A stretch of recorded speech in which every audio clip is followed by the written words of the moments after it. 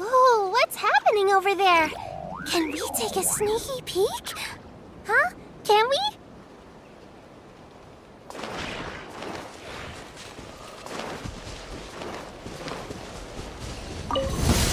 We got ourselves a straggler. Yoo-hoo! Leave this place. Don't be scared! Oh.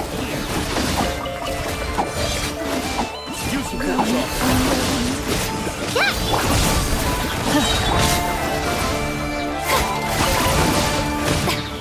Resistance! You poor lost land. Stay your hand. Fly the frost in the hole. Have I brought this on myself? Shower me with praise! Angel!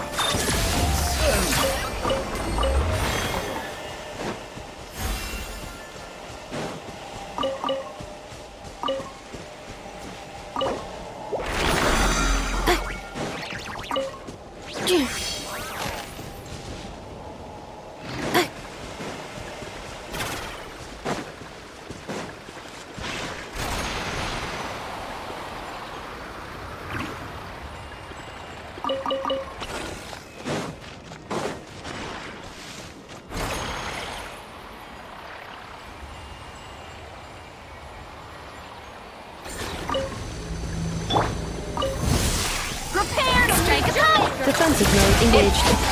Ultimatum protocol.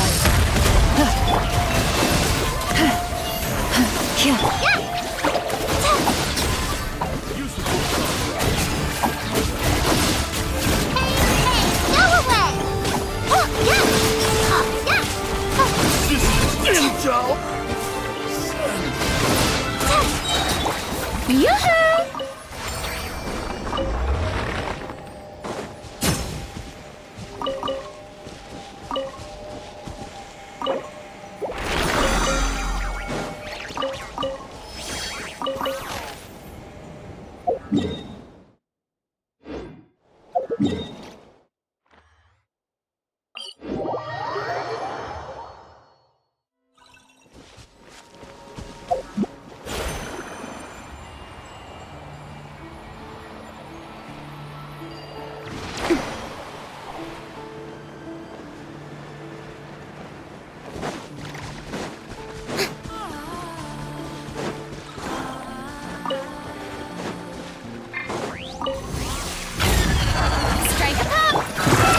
Annihilation mode.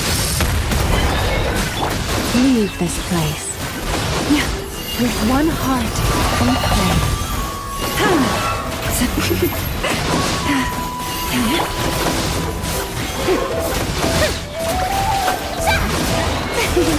The show begins! Let the world collide!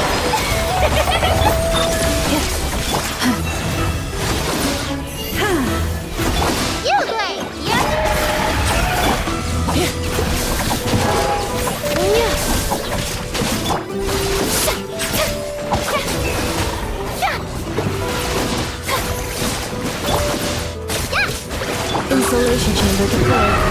way for dust up. Yoo-hoo! Let my name echo in song! Nicole. Go get it, you agree!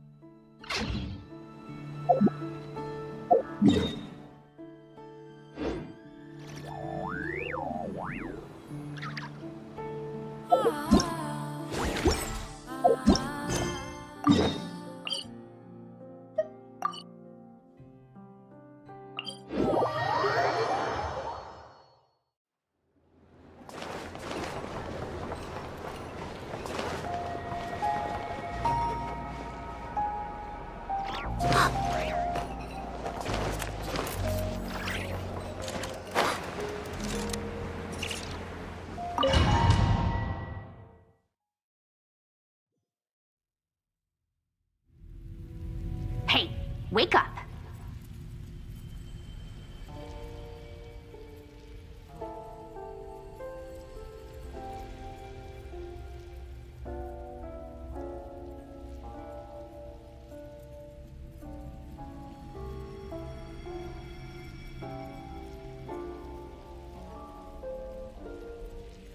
Hey, did you hear me? Call him, Bina. I said wake up now. Oh, good morning, Sandrone. It's 3 in the afternoon, actually. And could you kindly not use my quarters as your personal nap room next time? But I feel so safe here. And your coffee, right? It's so bitter, but it smells lovely.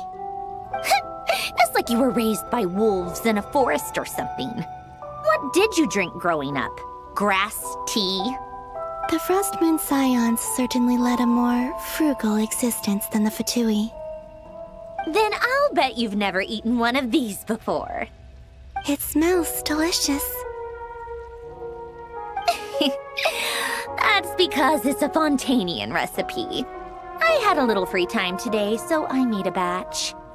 Rosaline will be here shortly, but if you really can't wait, I guess you can go ahead and...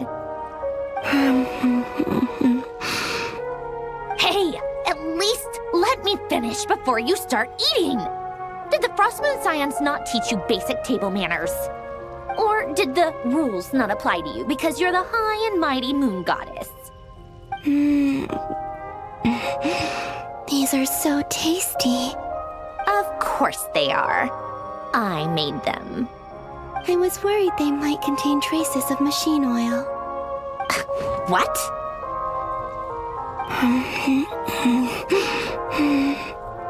You know, there's something I've always wanted to ask you. Why did you leave your old home and join the Fatui? I mean, I'm sure their food was awful. But there's gotta be more to it than that. Well, life there didn't go quite how I imagined. What were you expecting? You're a god.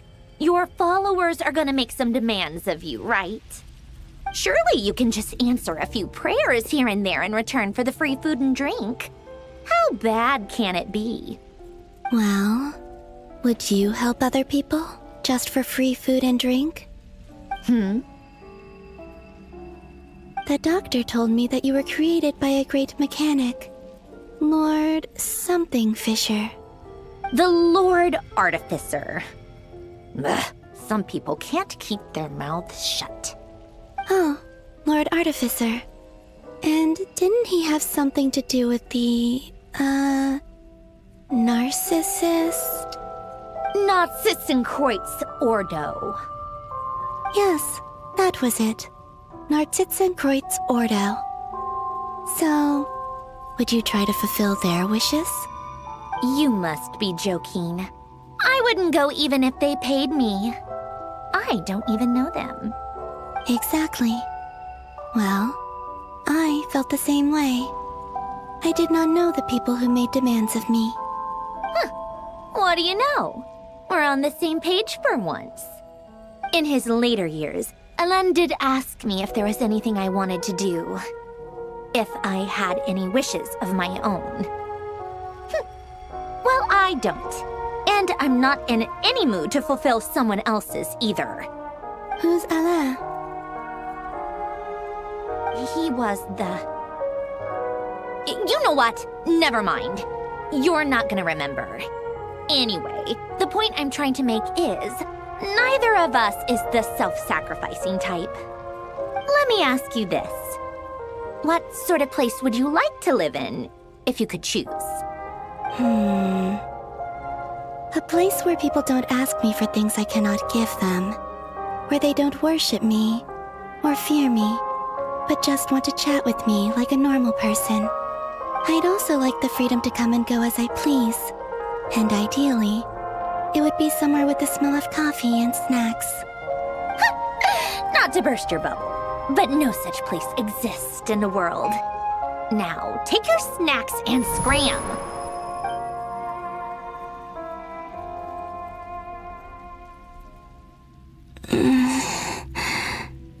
Did I pass out? Of course. I'm back here again. I dreamed of events from my past. Sandrone. Traveler. I miss you all so much. Back there. I guess I managed to harness all the Kuvaki energy on Hisi Island. But how did I do it? Time is flowing backwards here, and I can use that familiar power to enter the world of the past. That mystery ally everyone talked about. It was me all along. I can sense that there isn't much more power remaining up ahead. What lies at the end of all of this? Will time keep flowing into the past? And will I ever find my way back?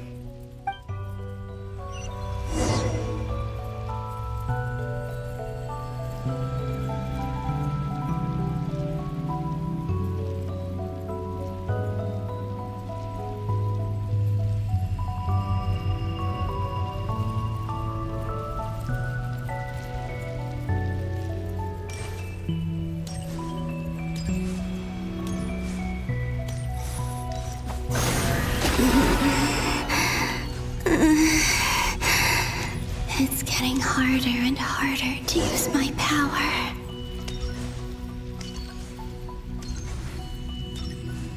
I'm no match for the Abyss in this state.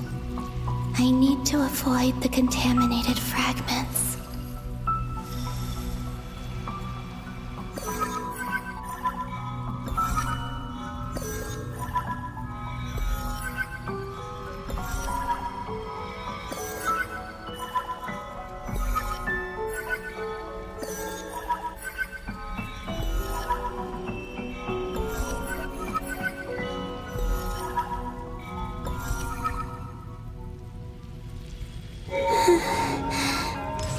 Time to go. I wonder where I'll find myself this time.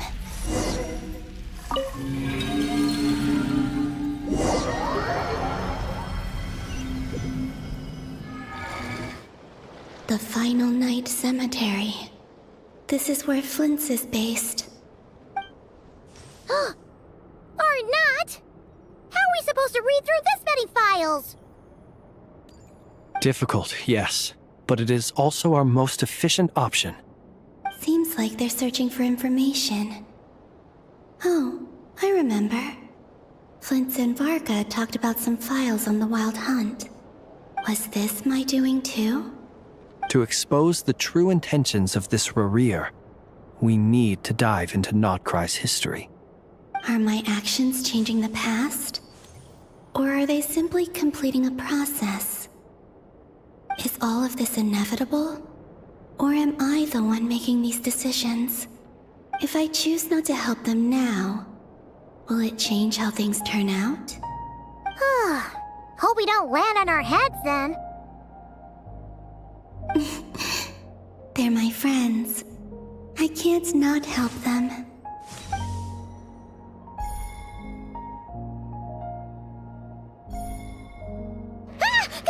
Ghost! And the other one was... here. Hey! Another file's moving!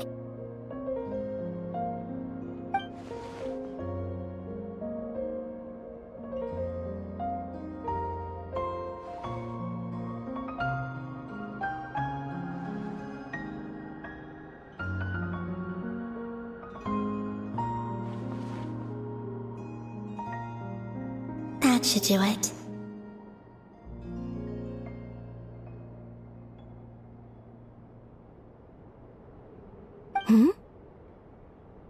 Luanatar? You can sense my presence? Wait!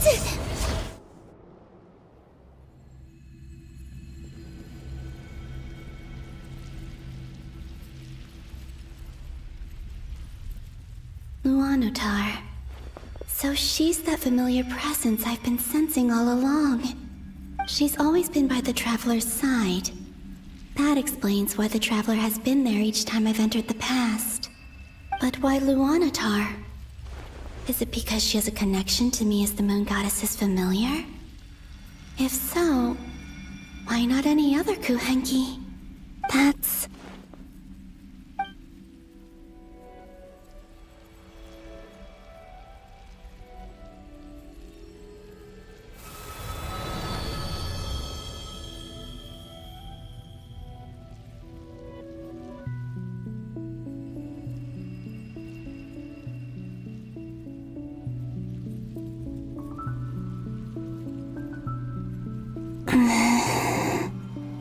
I cannot sense any power up ahead. Just a void, stretching out into infinity. This is likely my final chance to enter the past. It's now or never. I have to find a way back.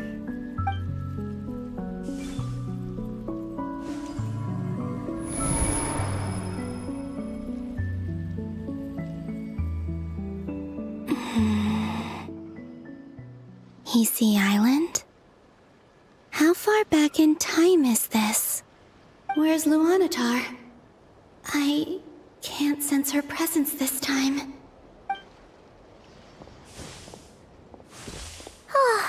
Seeing Enefa and Aino reunited like that sure was heartwarming. Traveler, Paimon! No, stay calm. I don't have much power left to change things. I don't even have that much time left here. Think, Columbina. How do I find a way back? A way back... to where? Do I go back to Moon Prayer Night? Or to the future that followed? And if I return in my current state, what will become of me then? Dotori's actions that day proved that he'd been planning that for a long time. He had already seized the power of 2 moon marrows before capturing me. Even if I managed to get back, how can I fight against him when he wields the Tri-Lune Authority? I can't. If I go back like this, I'll be playing right into his hands. I have to find some way of rivaling the power he has usurped. Wait. Time flowing backwards. The Tri-Lune Authority. Does that mean... I think I know what the final destination of this lunar reflection might be. I know what I must do. Speaking of homes, we must already be close to where the Frost Moon Scions live. The vibe here feels different, just like the scenery. But how do I communicate my plan to my friends? Should I write it down here? No. Someone else will see it. I need something with a close connection to me. Something I can use as a medium to tell them what's happened to me in here. Now it makes sense.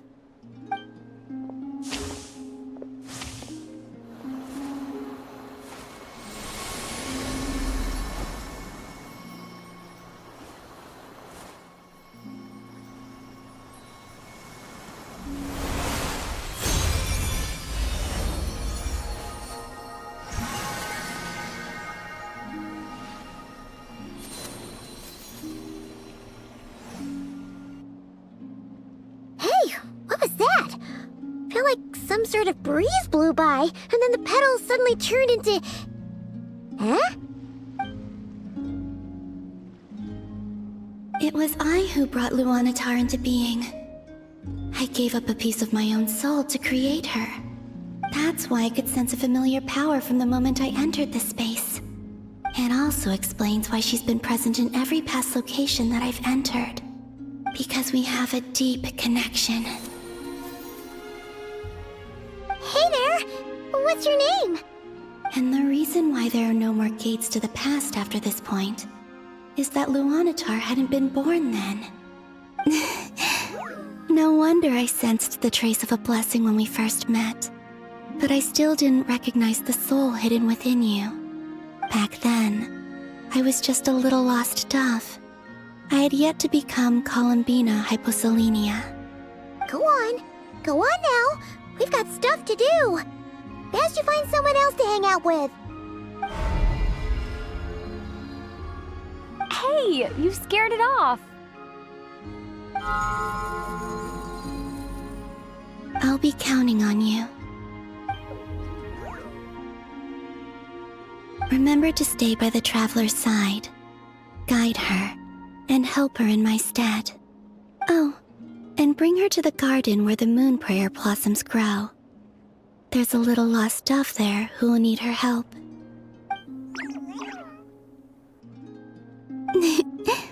Go on.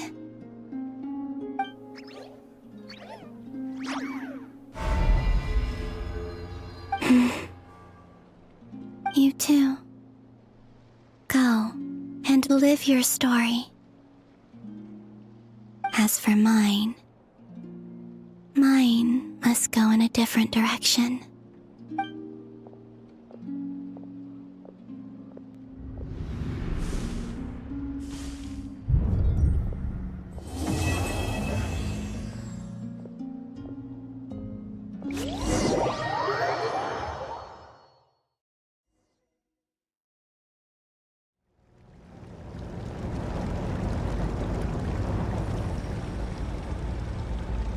How would you like to experience the thrill of never being held accountable for your actions?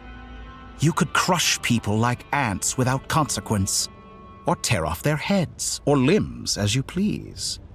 Believe me, such a life is but one small step away. What point is he trying to make? Freedom? But the freedom to kill?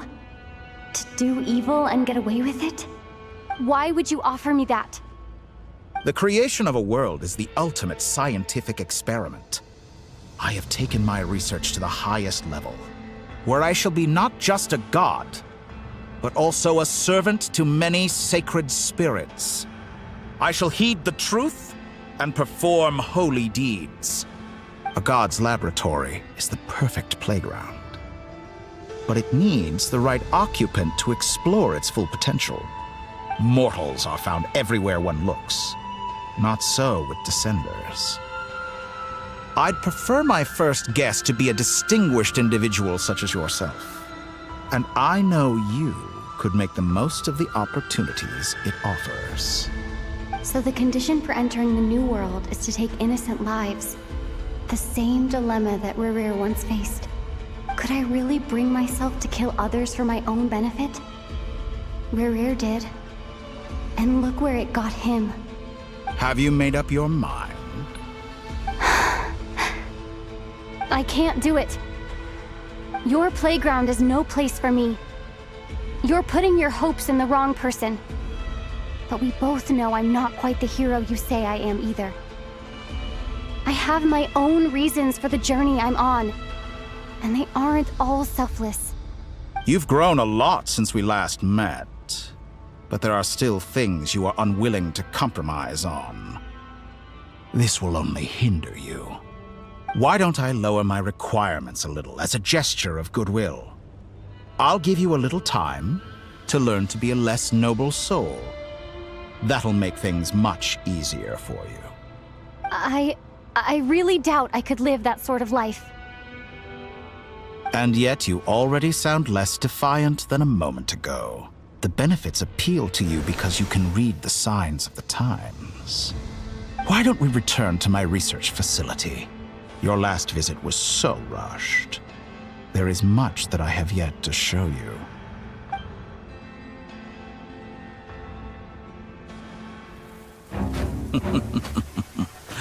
Now to that question,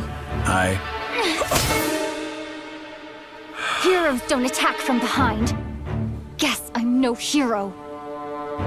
This is most disappointing.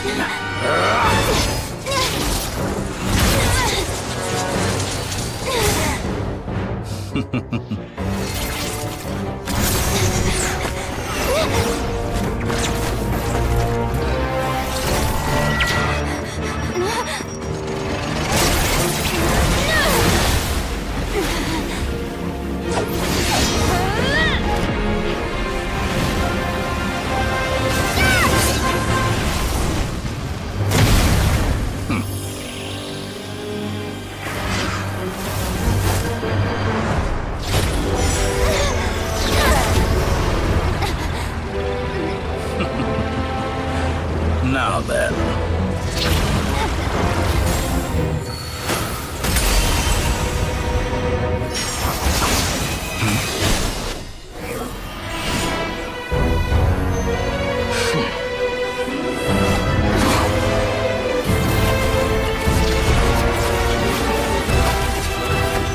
A new face. Interesting.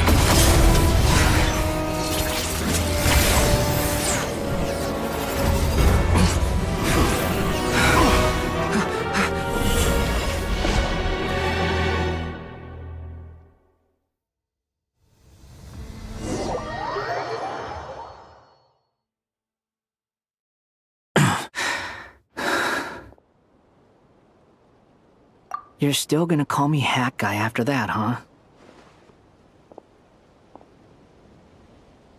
I didn't see anyone else in there who needed saving.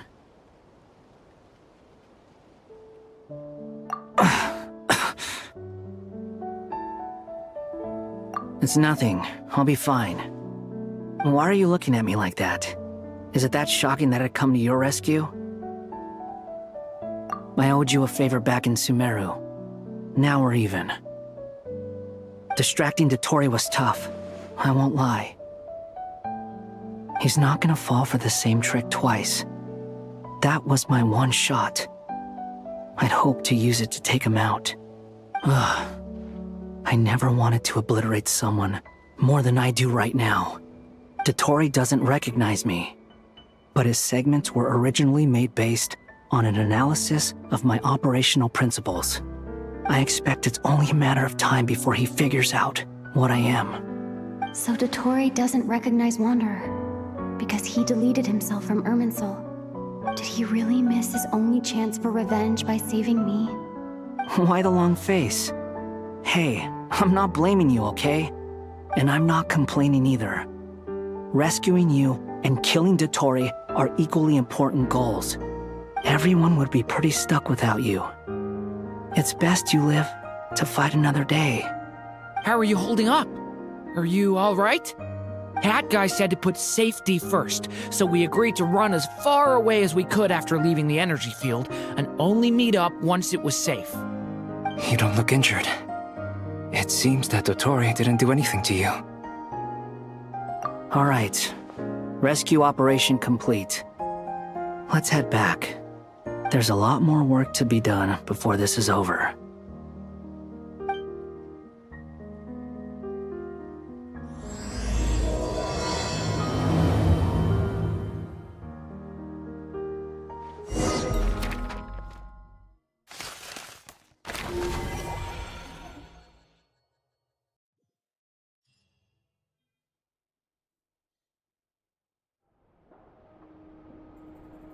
Understood. I will bear the Tsaritsa's decree in mind. I don't see what's so awesome about it, though. Does he really think everyone else is as immature as him? I'm not stooping to Tartaglia's level. I thought you might say that. How's your progress? Quite promising, actually. That alchemist Albedo gave me a few ideas. Remember how I asked you to look up some files for me? That stuff on the Nazi-Kreuz Institute. René de Petrichor and Jakob Ingold. Alain Guillotin despised René's theories and methods, but he never managed to come up with better alternatives either. So I adopted some of René's ideas. I thought Alain was like a father to you. He and René were mortal enemies, were they not? And what would you say if Lenny and his friends one day learned something useful from someone you utterly detested? I would applaud them for it. That would mean that they have surpassed me. For all we know, Alain Guillotin might have thought the same thing. Not that it matters, though. He's dead, and I'm alive. So it's my call to make. Once you die, it doesn't matter how great you were in life. Only the living get to decide what happens next. Hey, come on out. They're back. Huh?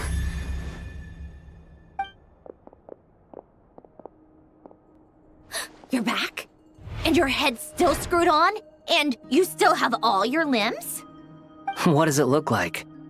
Way to keep your composure, madam. Excuse you. I am perfectly composed. Glad you're okay. Yes, it's a huge relief. Worry? Oh, yeah, right. You think we, the Fatui, were worried about you? We were worried sick. Hey! The Traveler and I were already friends. You are free to join this mission in whatever capacity you please. Much like your tea parties. It's a laugh a minute with you guys. I must say, I was quite surprised when Mr. Albedo told me he would need no additional aid. We discussed this on our way back as well. I am rarely so unequivocal, but in this case, we had full confidence in Hat Guy. He said he knew what he was doing. Albedo and I pretty much had to just wait outside on standby. Meanwhile, Hat Guy broke into the energy field and rescued the Traveler solo. You didn't have to mention that. Well, I'm thoroughly impressed. You are a force to be reckoned with, Hat Guy. Is she back? Is she really back? Traveler! It's really you! Oh, thank goodness! Paimon missed you so much!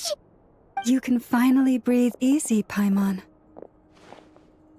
It's great to have you back in one piece!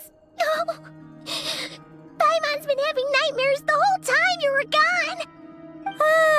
Look at them. You know, once you reach my age, there's nothing better than watching a misty-eyed reunion between friends. It's nothing. Same goes when you get to my age, too. I bet Aino and Anefa would be tearing up as well if they were here.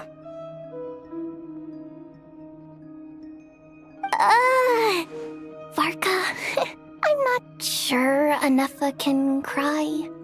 Oh, yeah, good point. Hey, your eyes are looking a little red and puffy.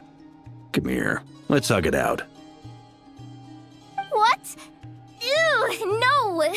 No, thank you. You're not my dad, okay? Knock it off! Everyone, I'm sorry for all the trouble I caused you. But the silver lining is, I didn't come away from this ordeal empty-handed. While I was being held captive, I learned a lot about Dottoro's current capabilities and what he plans to do with them. Allow me to explain.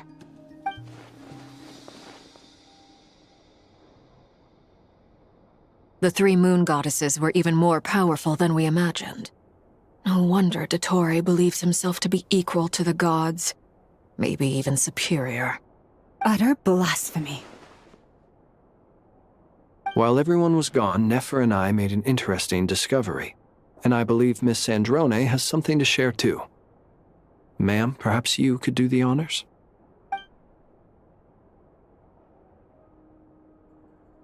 Called it.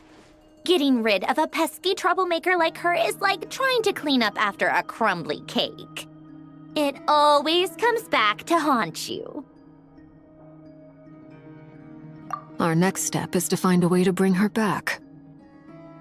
A place where time flows backwards, with no destination in sight. Surely it must have been created for a specific purpose. But I fear the answers are buried deep in Tevat's history, held by great powers beyond our reach. It sounds like she's on a specific path through time, just traveling in the opposite direction to us. The question is, where does that path lead? Or will it keep going to infinity? We considered that question as well. Strictly speaking, time is not infinite. Indeed not. Every road has an end. Nicole! You sure loved quietly sneaking in mid-conversation. I do, in fact. It's something I've always done at our mages' tea parties. Quiet, mysterious, and persuasive. You wonder what lies at the end of her road. Well, just as the world has a beginning and an end, so too does time. And so, the end of the road is the moment that Tevat was born. But where Miss Columbina will end up along this road, that depends on where this particular river of reverse time began. What about the original moons and the moon goddesses? Do they have a beginning too? All things do. In the beginning, no moons adorned the sky. It was the Dragon King Nibelung who raised the three moons into the heavens, and thus were the moon goddesses born. They were shadows of the planet, born to wield Nibelung's authority and oversee the world on his behalf. They were extensions of his will, manifestations of his majesty. But then one day, they disappeared just as suddenly as they had once been brought into being. Nobody knew where they had gone.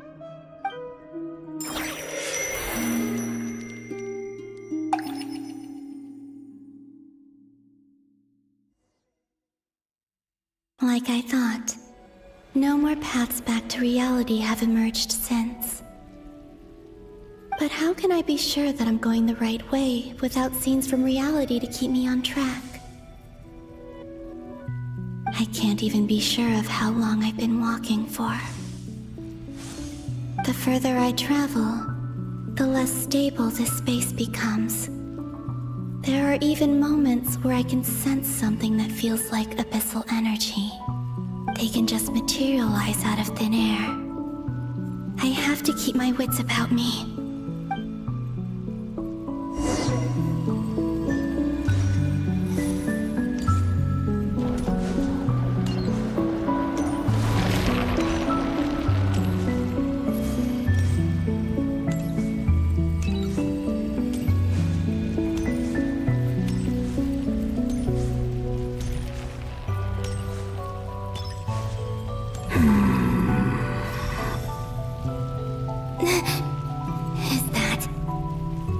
Here of Solnari?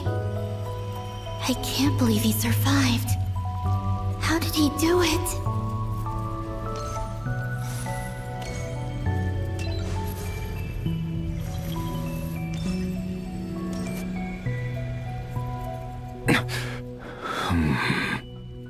You are the moon goddess.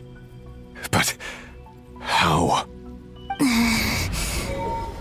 Please, there's no need. I'm not interested in fighting anymore. I find that a little difficult to believe. Yeah. Honestly, so do I. The way you used my own power against me was... It was a brilliant strategy. And then, in the final moment before I was thrown into this space, I got to see an old friend. Mr. Dainsleif. Right. It was so long ago now. But we were friends once. And when I first got here, I was filled with hatred, remorse, and rage. How I cursed and devoured. I tore everything here apart. I was consumed by the desire to leave this place and have my vengeance. But to no avail. This is a place with no exit. This is the second time I've entered this space. Though I have no memory of the first. I was torn to shreds the moment I entered. But this time I survived. It must be partly because of this new body. And partly because of all the Kuvaki I absorbed in Nodcry. Are you the source of the abyssal power in here? Not all of it. Some is from when I first arrived here and tried to destroy everything. But there was already a degree of abyssal power here before I entered. And like a venomous snake baking in the merciless sun, it tried to slither into my shadow. Tried to? So, you rejected it? Yes. Because after that, the world suddenly became silent for a moment. What do you mean?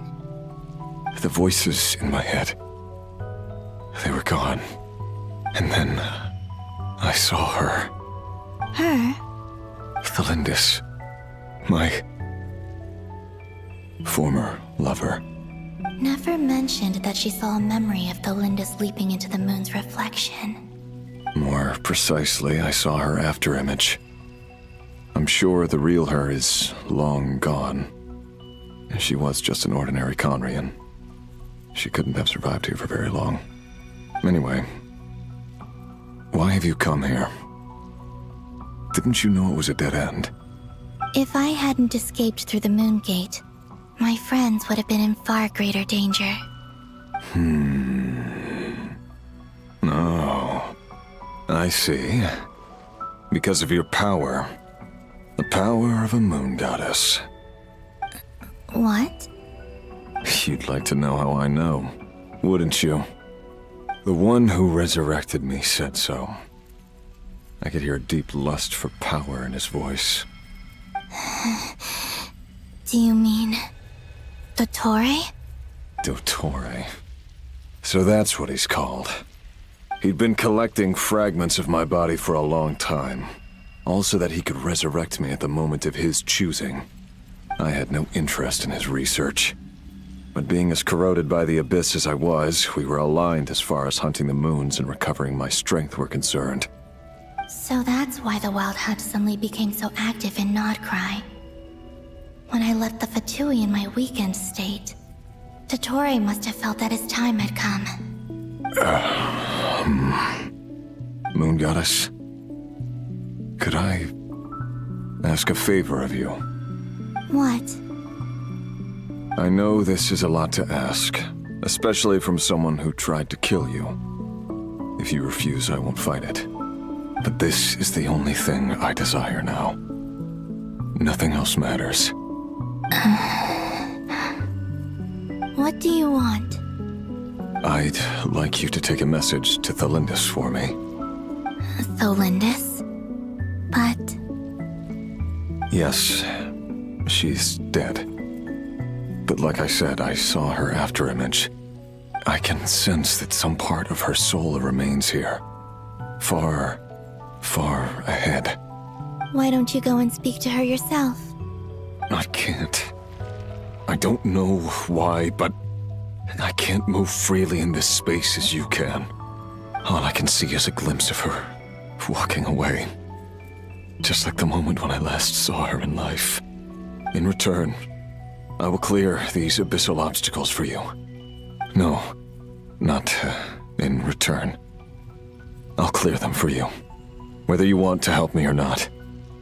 It feels like something I ought to do. Why? Yeah. Why, indeed. I've been asking myself that question a lot recently. Why did I do the things I did? I'm tired of it all. Tired of the person I became. People used me. And then I turned around and started using others. I hurt a lot of people. I think I grew tired of it long ago. But I wouldn't admit it to myself. And ultimately, that's how I ended up here. What do you wish to tell her? All of it. My past. My mistakes. Everything that happened after we were separated. Is it okay if I give her the abridged version? Yeah, I'm sure there's plenty you can skip over. Just tell her the important parts. Whatever you think that means. Like the part where you relentlessly tried to kill us? It's up to you. Love demands honesty. But my relationship with Thelindis was built on lies. We hid too much from each other. But after living my whole life in the shadows, I don't want to hide anything anymore. I will do my best.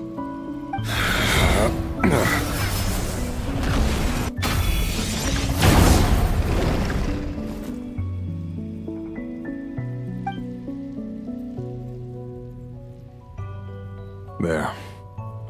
The abyss will no longer stand in your way. Even though Mr. Dainsliff felt he had to fight you, I think he still regarded you as a friend.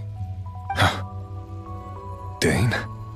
He said that you betrayed him, but he also felt great remorse at never having understood what you were truly going through.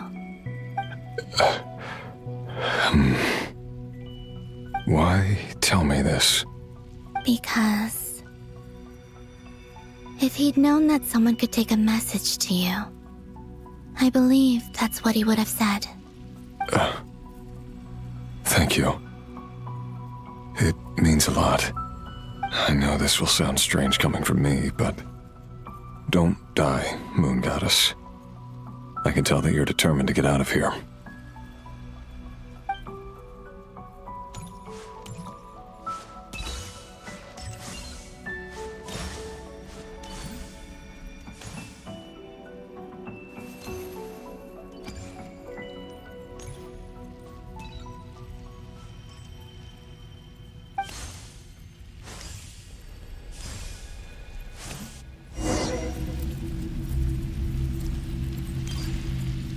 He kept his word. The abyss is no longer obstructing my path.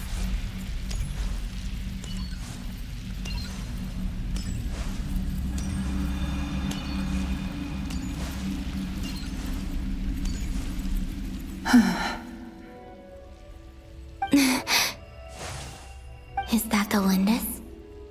She wasn't far off at all. And yet, they can never meet. Hello, Miss Thelindis. Who are you? How do you know my name? I've never seen anyone else here before. You can call me Columbina. I promised Rerir that I'd bring a message to you. Rerir? My Rerir? Is he well? He's doing better than he was. Better than he was, huh? Sounds like he's had a pretty rough time. Others have had a rough time on his account too. In many cases, their time ran out because of him. And I'm not just talking about the children of the Crimson Moon. So, things got worse before they got better. Could you tell me what happened, Miss Columbina? Are you sure you wish to know? Yes. This is my opportunity to learn the truth. No matter how hard it is to hear, I have to know. I admire your courage. However, time is short. I cannot stay here for long.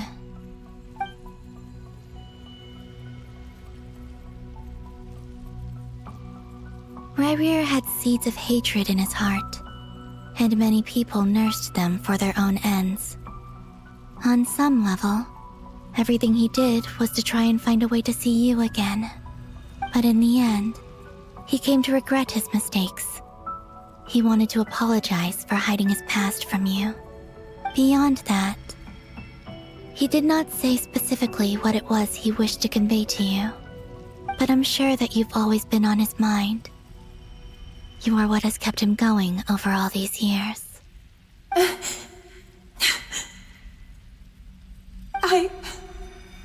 I'm sorry, Miss Columbina. This is so upsetting. I'm not sure how to put my feelings into words. It's all right. I understand. Well, that's everything from me. So, I guess I'll be... Wait. One moment. Time flows backwards here. The road ahead only leads further and further into the past. I know. I intend to reach the end of that road. Without a moon marrow, without the 3 moons' power, you won't make it far. Wait, unless... Are you one of the moon goddesses? You could say that. I see. I often think to myself, if life is like a train ride, why haven't I reached the terminus? Where am I even going? And it's not just me, it's this whole place. Wherever it is, it seems like it's existed forever. It's such a mystery. Where is it going? I must seem so ridiculous. I can't answer these basic questions, and yet I jumped right in here without hesitating, only to be torn apart the moment I entered by powerful energy currents. Only my soul remains now. Thinking back, I was suddenly overcome with fear and terror in that moment. Perhaps I too became bewitched by the abyss. I may have been the leverage it needed to control Ryrir. I used to be a researcher at the Universitas Magistrorum in Conria, researching the iridescent moon's marrow. Eventually, I came to the conclusion that time in here flows in reverse. Ryrir was one of the Venster King's retainers. With me, he was in an impossible position. It plagued him constantly. I wanted to help him escape his lot in life. I wanted him to be happy, so I thought I'd use this place to return to the past. At the time, I thought I could just go back to the day that the Venster King first found the prince. It was only after meeting the prince that the Venster King started going too far with his research into the abyss. That was the day all of our woes began. I thought I could stop the king from ever meeting him and solve everything. I couldn't kill the Venster King himself, so I had to find another way to save Ryrir. That's why I wanted to go back, to kill the person who had brought new possibilities to our realm. I'm sure it was a futile endeavor, but the abyss probably enhances the basest human desires. So I naively hoped I could change everything. But I was simply too weak. like a speck of dust against the whole universe. Look at me. I didn't even survive the journey here. Not physically, at least. I know I'm never getting out of here, but you're different. You can make it, and I want to help you. I owe you that much. How do you plan to help me? Have you noticed the golden energy that exists here? Based on my past research and my observations since coming here, I believe they carry you forward faster. I can share what I've learned and help you understand the pattern in which this energy appears.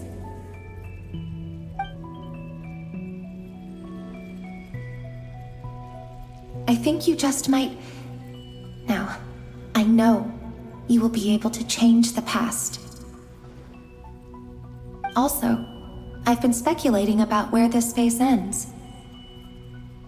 The documentation was scanned, but from what I know of the legends about the moons, the oldest ones seem to begin with Nibelung, king of dragonkind. I have no way of verifying any of it by this point, but if it's true, you might be able to reach that era if you keep walking. Understood. Thank you, Miss Thelindis. I'm the one who should be thanking you. If you hadn't entered this realm of everlasting death, what use would my deductions be? Thanks to you, they have some meaning. About Rayrir, I'm so sorry. For everything. It wasn't your fault. That's not true. Because we both feared bringing trouble upon each other, neither of us ever told the truth.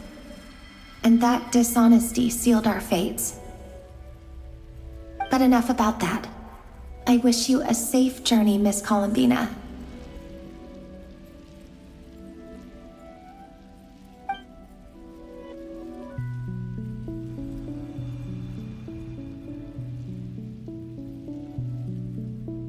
And may the outside world never have to experience pain like this again. Rayrir, you're there, aren't you? I cannot see you, because you exist in the future. I expect we'll be trapped in this prison of space-time for all eternity. But please, gaze upon the past, and then sit for a while. Let's find a place to sit down together, just like we did when we first met.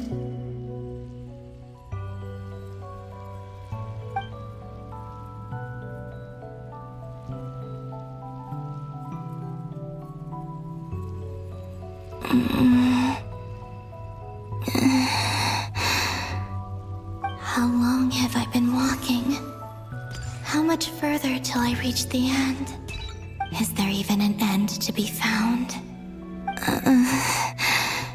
Everything's getting blurry.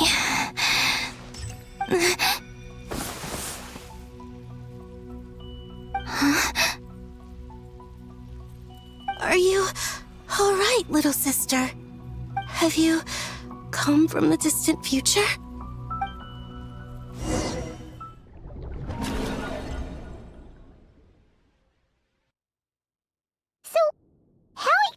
Did the moons just disappear?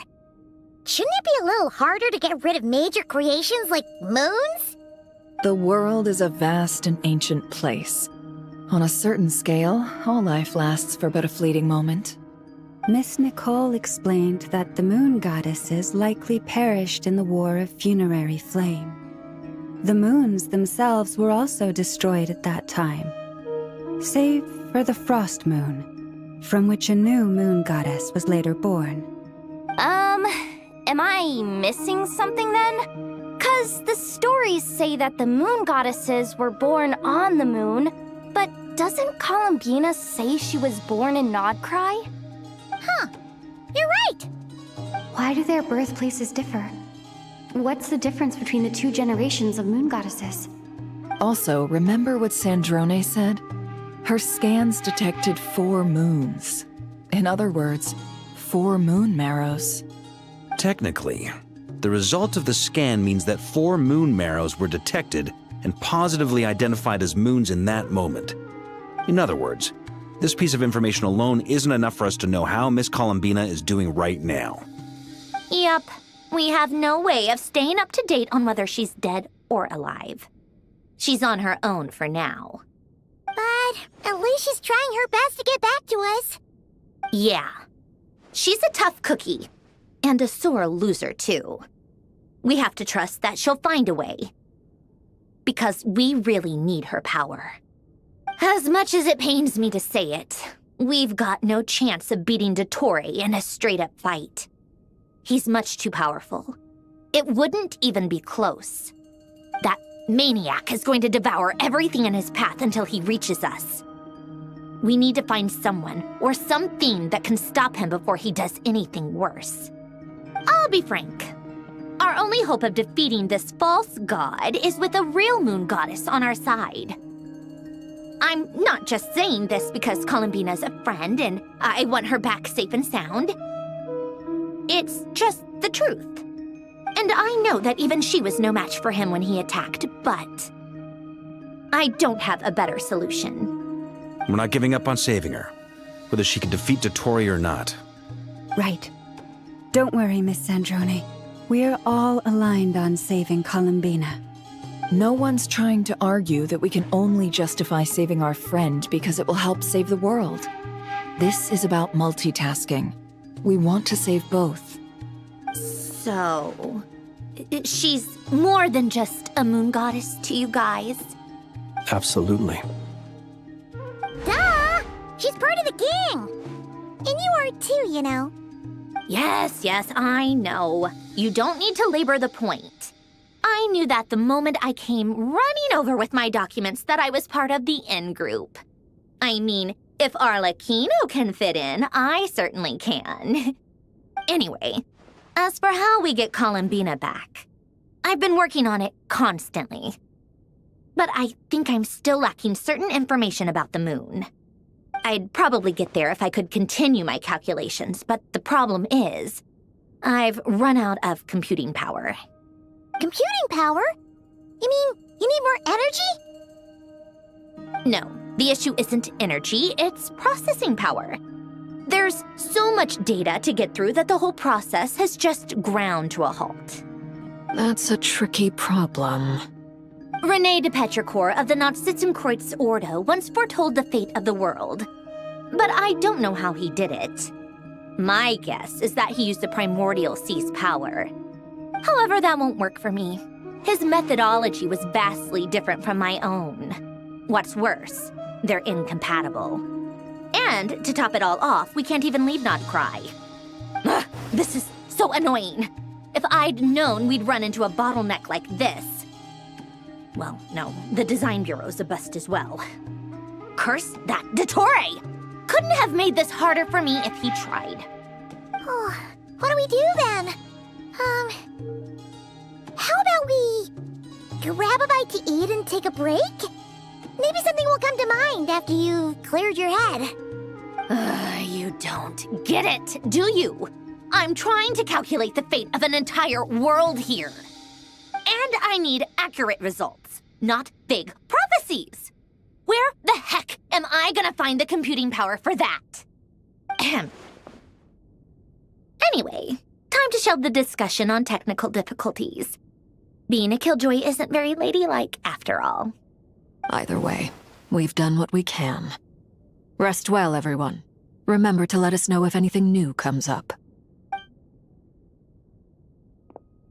Hawkeye? Is he hinting that we should talk outside? Let's go somewhere a little more private.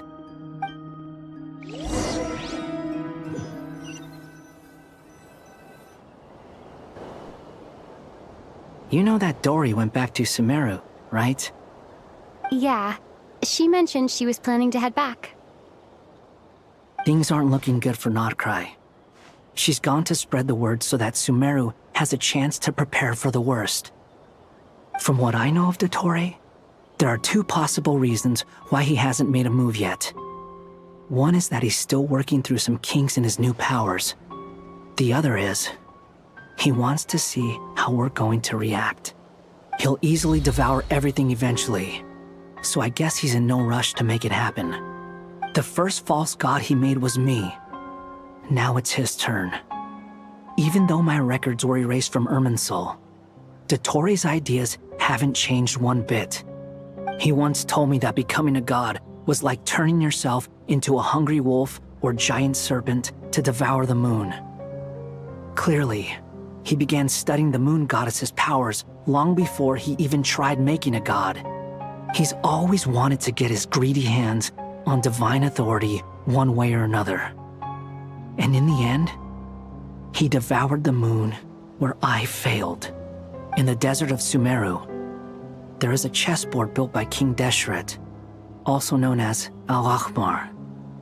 I don't know if it was a real game, or if he was just trying to challenge his servants and citizens in some way. But creating games and setting rules, gods do that as a matter of course. That's the kind of power Dottore craves. Now he has the Trilunar Authority. His power is leagues beyond the common people. I don't think there's any point in other nations rushing to the front line. They're better off focusing on defense and hoping they can fend off any threats that spill out from Nodcry. Either way, Dori will inform Lesser Lord Kusanali, and she will contact the other gods in turn. The Seven will have some recourse available. If nothing else, their protection should keep the rest of the world from descending into chaos as quickly as Nodcry has. So on the bright side, even if Nodcry is doomed, your friends in other nations won't be in any immediate peril. That's good to know. But I'm not ready to give up on Nodcry yet. There's a word for people who refuse to let anything go. It's called being greedy. Maybe it sounds greedy to you, and probably naive too. But whatever you call it, that's what gives me the determination to keep fighting. Battles are fleeting, but the will to fight is a long-term commitment. Give up for even a moment, and your resolve will shatter. Why do you always feel the need to do the right thing? No one is born to be a savior. I mean, who's gonna criticize you if you fail or give up? Don't take this the wrong way, but Dottore said something similar to me. I guess the Fatui attracts people who don't believe in saviors. Not necessarily. It's less about belief for me. I just want to know how determined you really are. After all, I don't owe anything to anyone else here. Only you. You look kinda worried. If your arch-nemesis was about to achieve their ultimate goal, I think you might feel a little worried too. That's true. Dottore is about to become an omniscient, omnipotent deity. That's gotta be a bitter pill to swallow. Still, you're calmer than I expected. Obviously. I have to admit that my past self was a reckless fool who misunderstood not only the point of revenge, but how to achieve it. And as much as I want my vengeance, I know I'm not gonna get it by acting alone. If the world's taught me anything, it's to think before I act. Too bad it never taught me any other virtues, though. So, I am going to destroy Dottore, no matter what it takes. So, what's your plan? I'll get to that. First, tell me, what do you think of Sandrone? Just like Paimon said, she's a friend, part of the gang. How much do you trust her? This is a serious question. Think carefully before you answer. Although she's with the Fatui, she has her own values and she's helped us a lot. If nothing else, she's clearly going the extra mile for Columbina. I see no reason not to trust her. If you say so. In that case, the three of us need to talk. I have some thoughts about her computing problem. It can be solved, but it will come with a cost. How much? If I can afford it, I'll cover it. sometimes your heroism really backs me into a corner. You know that? Come on, let's go talk to her.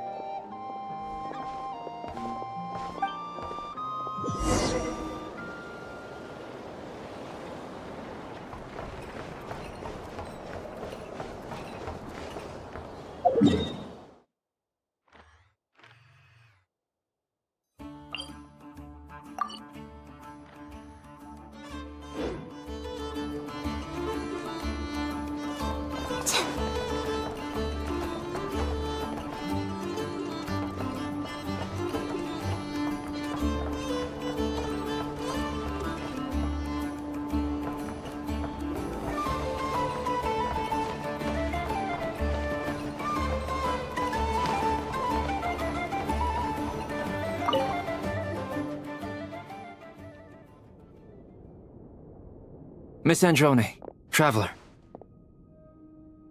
Hey there. Paimon's here too! She was just helping them sort through their things. How did your chat go? That was fast. The call only just ended. Well, you said it was urgent, so we got here as quickly as we could. Albedo, I have some alchemy questions for you. I see. Looks like my knowledge proved useful after all.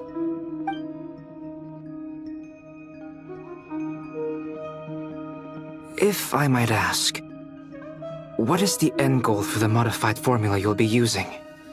I needed to predict the future of the entire world.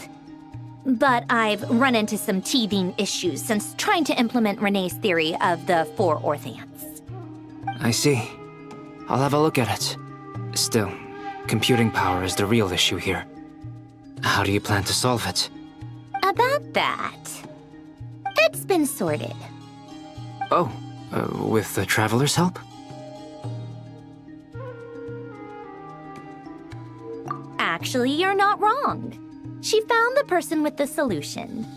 Was it Hat Guy? Yeah, it was him. Wow! Go Hat Guy! Seems like all that time studying at the academia is paying off big time. But where is he? Wasn't he the one who asked Albedo and I to come here? Come with me.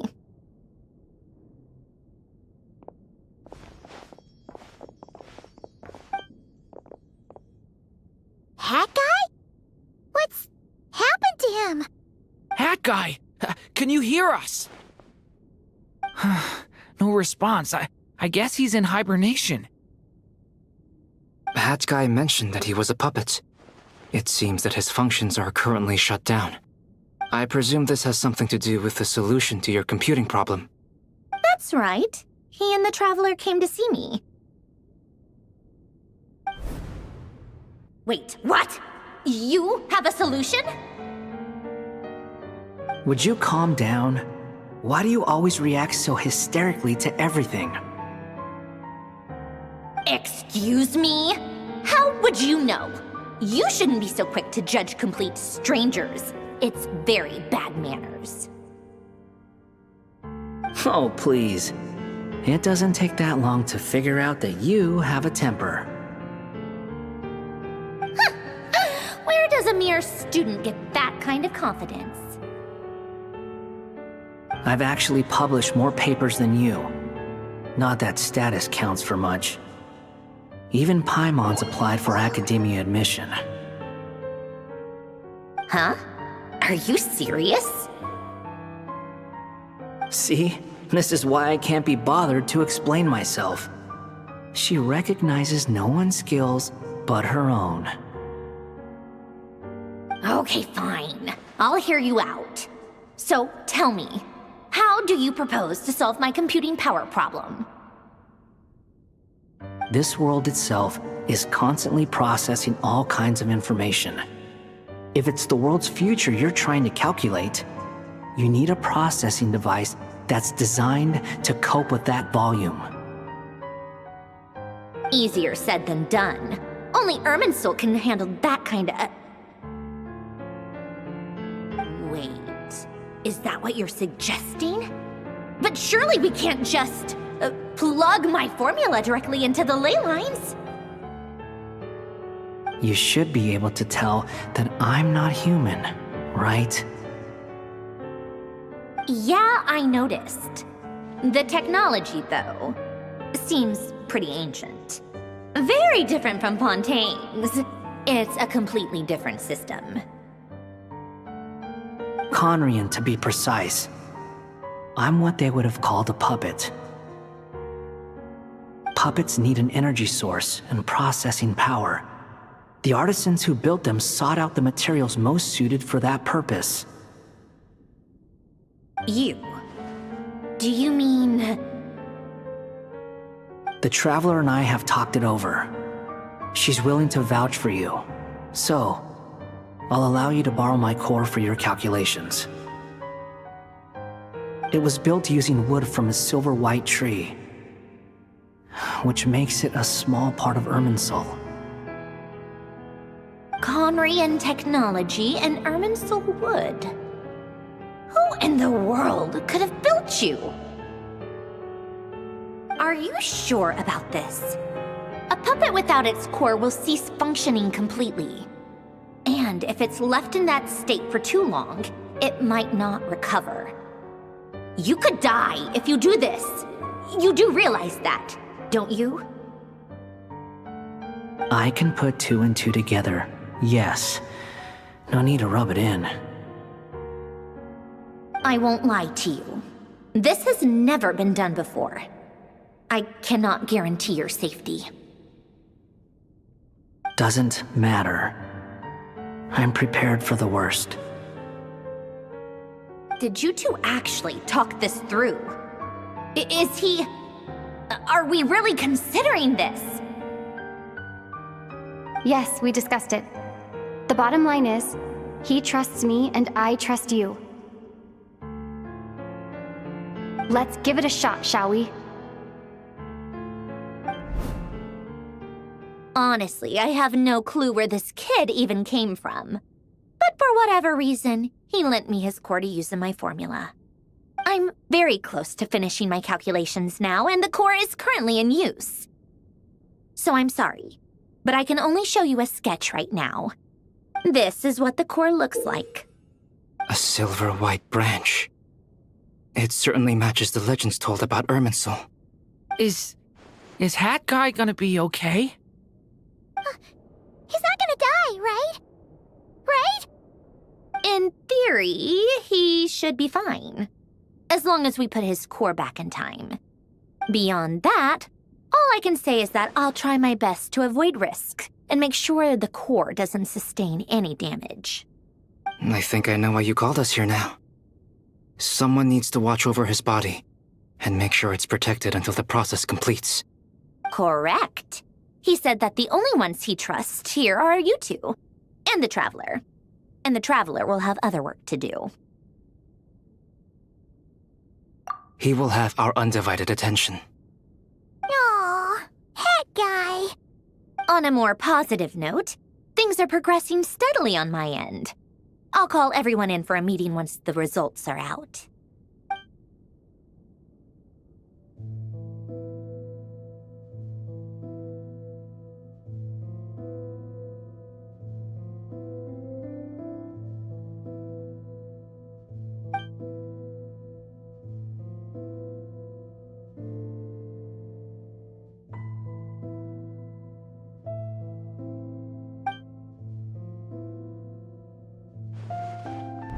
The worst case scenario with the core removal is either a system reset or a total loss of function.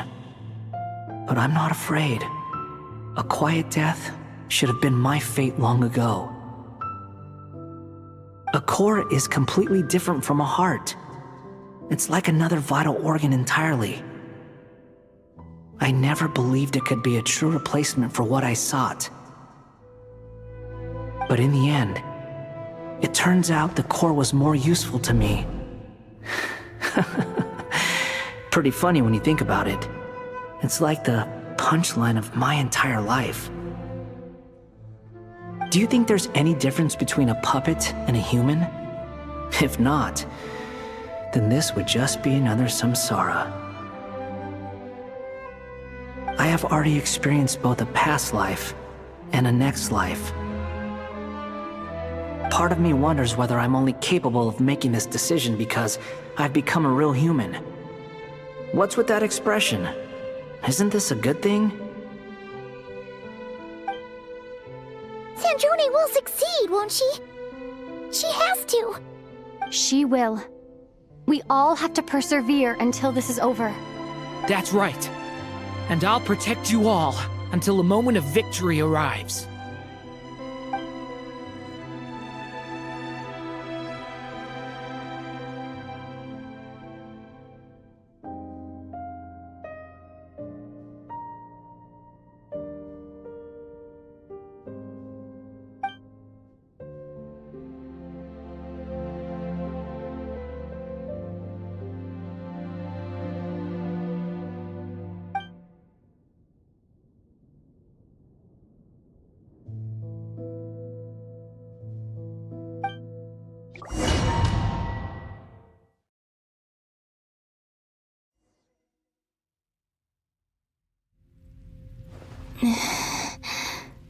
Who are you?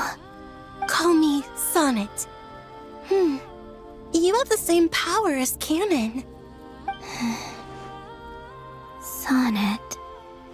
So, you're the goddess of the iridescent moon? Oh, goodness! You recognize me? Well then, what's your name? Columbina. Columbina Hyposelenia. Hyposelenia? What a lovely name. Did you choose it yourself? It was a joint effort between me and my friends. Friends? You mean your friends in the heavens? Huh? Oh, sorry. You must be exhausted. I apologize. Hang in there. Let me introduce you to my older sisters. Do you mean the other two moon goddesses? Arya and Canon? Wow, you sure know a lot. Hey, does that mean that our story goes on into the future? Oh, I guess that wasn't the best question to ask. It's alright. We were prepared for that possibility. You could say we were too prepared. I can't even remember how long my sisters and I have been here by this point. When did you get here? How long has it been?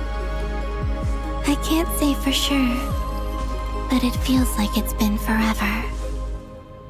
I see. Are you feeling all right? You look a little unwell. I can hold out a while longer.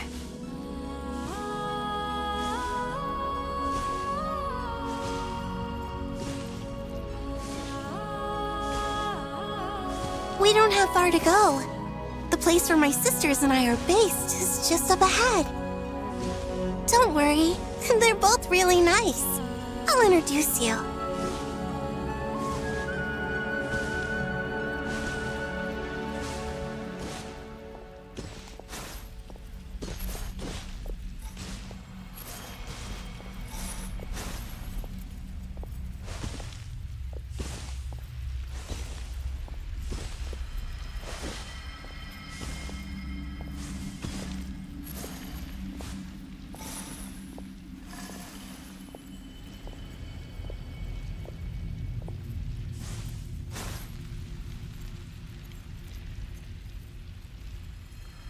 Sisters! I'm back!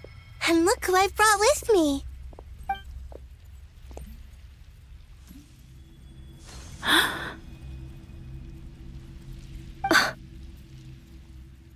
It's our lovely little sister, born in the far future. The pleasure is all mine.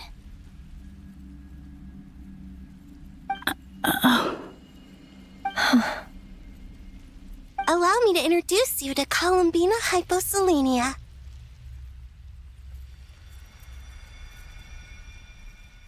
This is Arya, the goddess of the eternal moon. And this is Canon, goddess of the frost moon. Canon, Don't you think Hyposelenia's power is similar to yours? Hello, Columbina. I apologize for our startled reaction just now. And please, forgive our little sister if she's been annoying you. She tends to talk a lot. It's fine. You seem shy. Don't worry, Columbina Hyposelenia. No one can hurt you here. Could you tell me where here is? Please. I must know.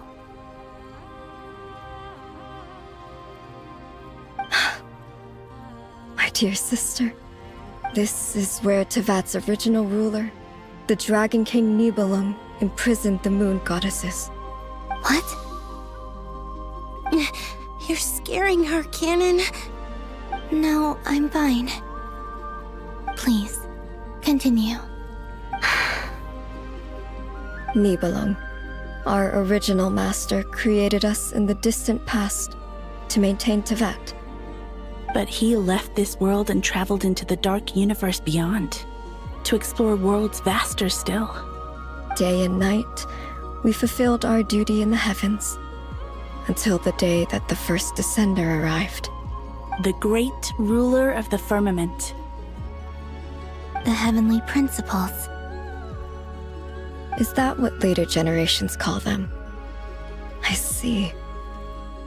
But we did not reject them at first, nor did they seem to harbor ill intent towards this world. We coexisted in peace. They were like a guest in our home. Slowly, however, we came to realize that our guest had a growing desire to change and dominate the world. And you didn't stop it? No. There was an order to the rules they set up that Nibelung never taught us. We wanted to know if this order would bode good or ill for Tevat.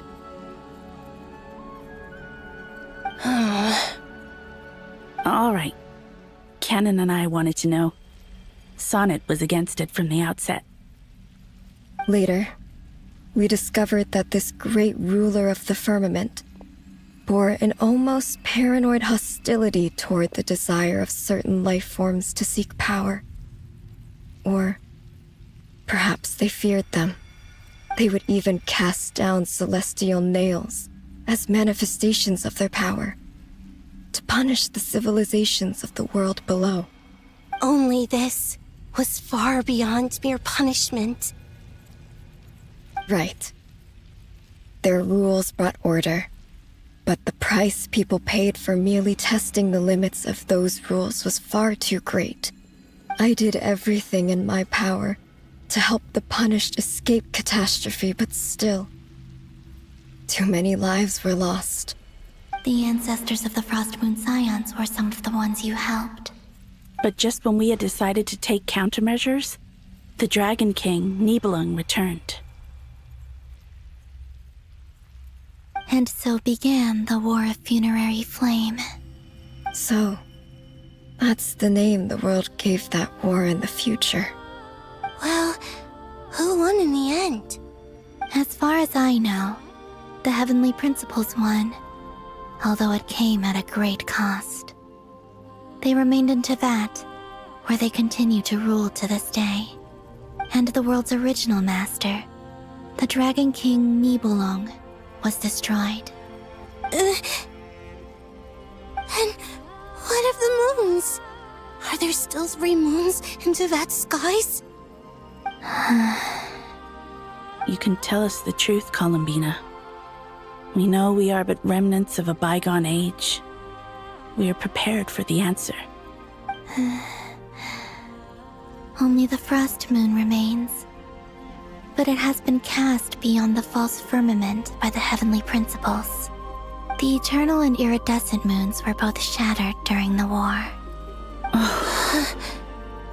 So death finally came for us in the end. Sonnet. But you're still here, aren't you? A moon goddess cannot live without her moon, Columbina. She's right. That's why I began to disappear. because the frost moon is cut off by the false sky. How much worse it would have been if it were outright destroyed.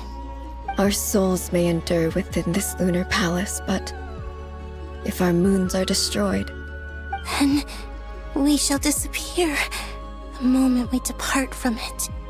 I'm sorry. There's no need to apologize to us, dear sister. If anything, we owe the world an apology. If only we'd decided to act sooner, rather than arguing amongst ourselves. all the more reason not to spend this time in regret and repentance. Instead, we should focus our efforts on how we might help our future sister. Sorry? Don't you see, Columbina, your story is not yet over. Is that not why you are here?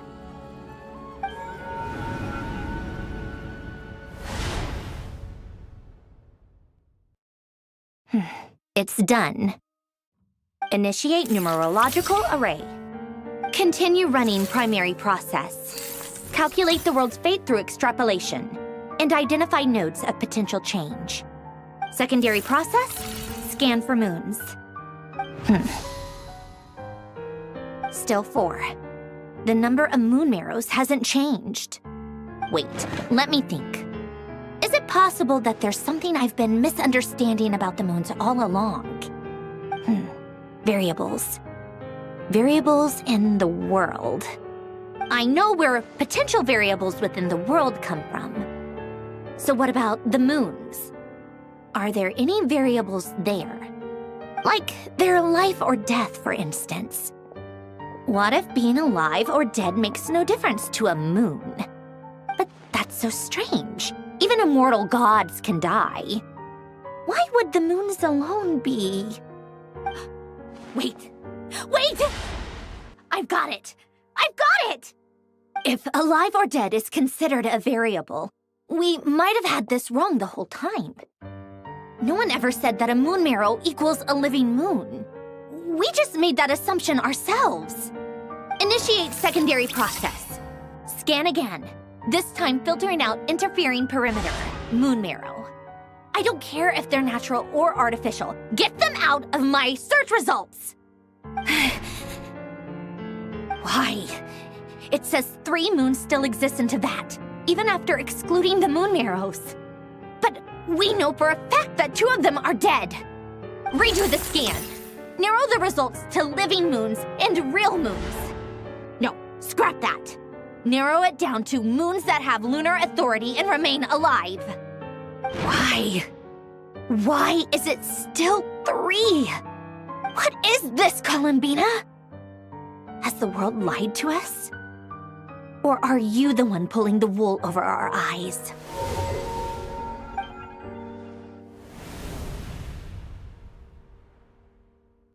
So, you think that the moon's reflection might be where Nibelung imprisoned the 3 moon sisters?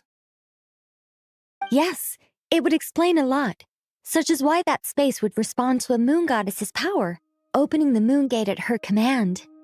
It would also explain why Miss Columbina has been unable to leave, and why time flows in reverse there.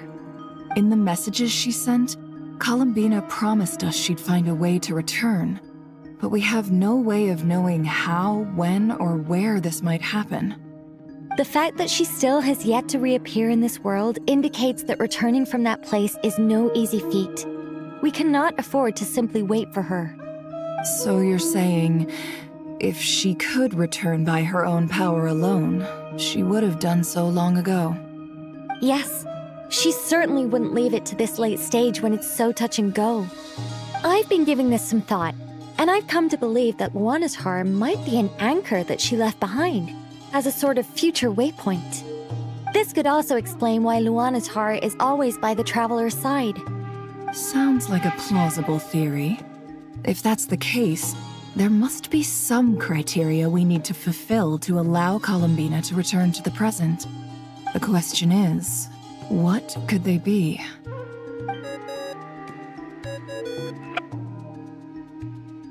Hello? Listen up! This is extremely important!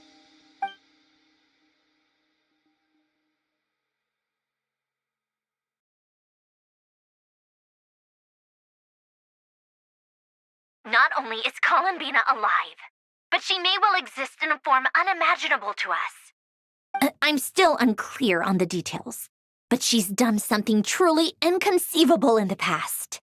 And the clue to what she's done lies in the moon and Tevat sky. Truly amazing. Oh, I'm so delighted for her. I'm sure we all feel the same. And I'm sure Columbina is ready to get back here and fight by our side. I'll keep my calculations going and try to find some way of coordinating with her. But that's not an excuse for everyone else to slack off, okay? All of you had better keep trying to think of solutions. How can the dead moon still live? And Luanatar...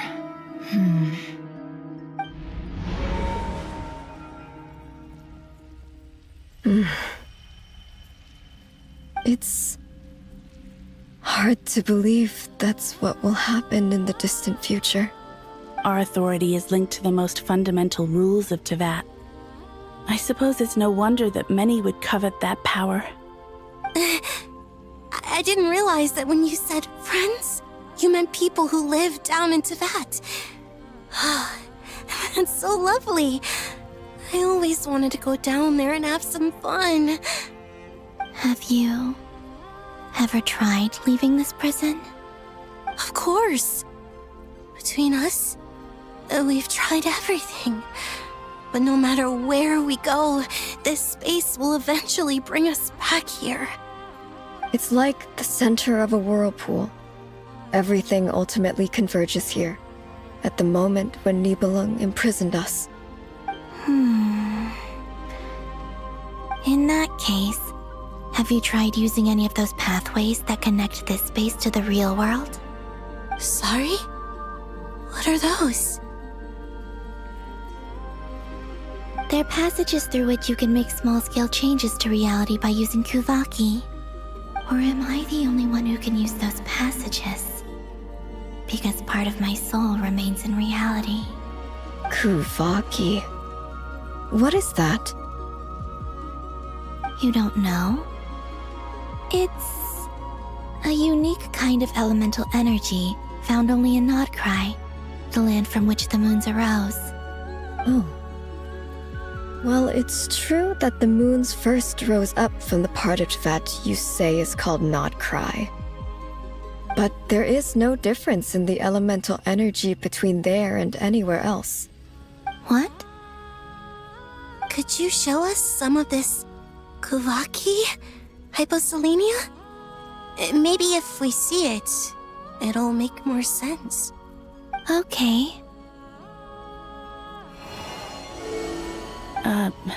Isn't that just your power? What? But it's everywhere in Nodcry. In the air, in the land. Even the creatures who live there have adapted to its influence. How curious. This Kuvaki certainly did not exist anywhere in the world before we were imprisoned. Let alone influence living creatures. So, how exactly does it affect them anyway? Can they float in the air like us? This is so strange. Why would their reality differ so much from mine? Columbina, you're looking for more than just a way out of here, aren't you? Yes. If I am to help my friends, I will need tri-lunar authority on par with that of our foe. You mean... you'll need our power? This sounds extremely risky. The Three Moons' powers are not mutually compatible. Concentrating them into one goddess will be a very painful process. And if anything goes wrong, it could tear you to pieces. I know. But I'm willing to take that risk.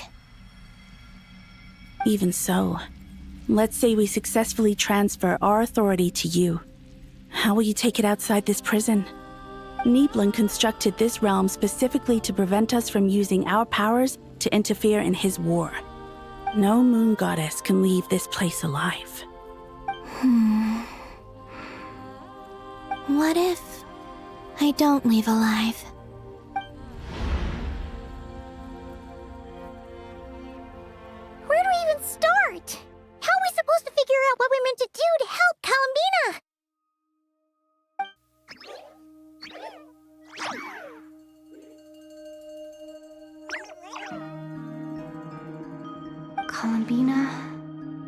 What do you need from us? If she really got to the beginning of time in there, how do you think she'd leave us a message?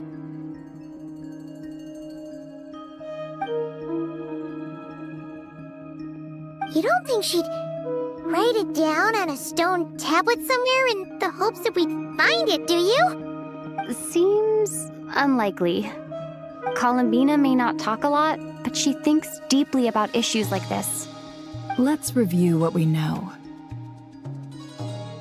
This is the Columbina who fought alongside us against the Rehir of Solnari, and with whom we celebrated Moon Prayer Night. She knows our personalities, our ways of doing things, even our unique strengths and abilities. So, if she wanted to tell us something from a long, long time ago, what would she do? Oh.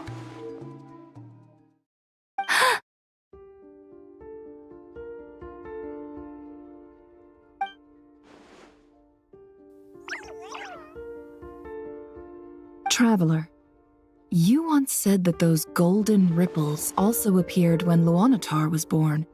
What if Columbina left Luanatar here, not just as an anchor to the real world, but for some other purpose? If she is part of Columbina, and Columbina knows that I can see past events through her... Oh yeah! Like when you peeked into Rarer's past through his heart! Nefer, wait!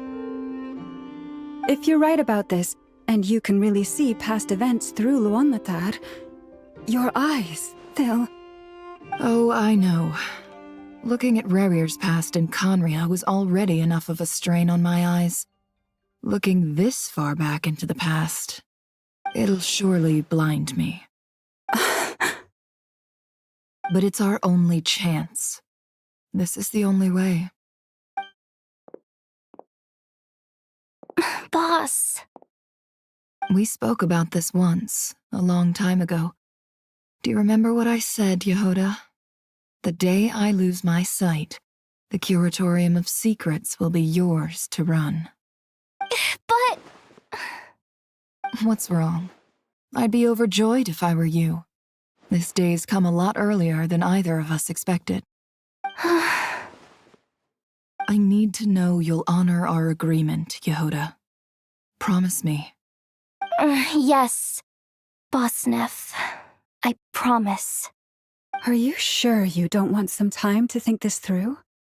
What is there to think through? I should have gone blind after our battle with Rerir. Frankly, it's almost criminal that I got away with it for this long. Then at least let me take some precautions on your behalf. And if you really do lose your sight, I'll visit your office every day and make sure you're well looked after. Oh, please, anything but that.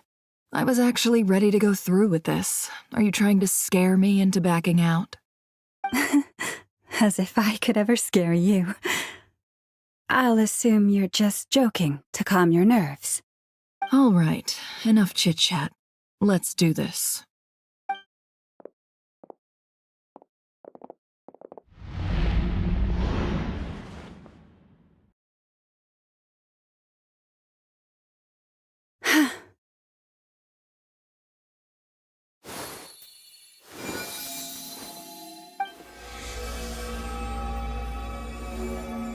All done. Good. Now give me some space.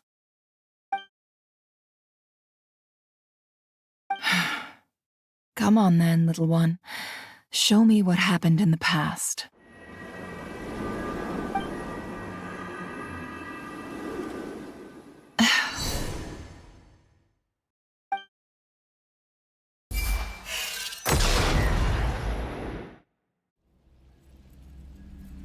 Between the Trilunar Authority, Kuvaki, and the sole-surviving moon, the Frost Moon, I think I might know how to get back. But I will need my sister's help. Time to go talk it over with them.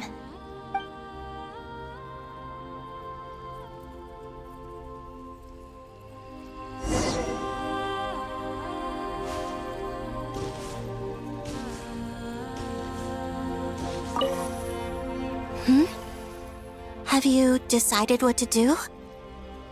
I hope it's not too dangerous. You really scared me when you said that thing about not leaving here alive.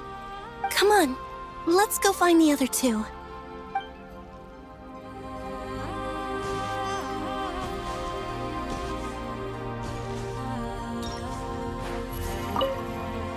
It seems you have reached a decision.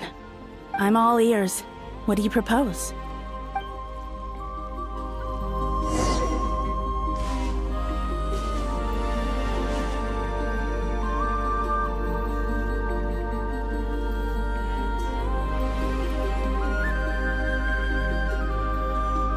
Have you figured it out, Columbina?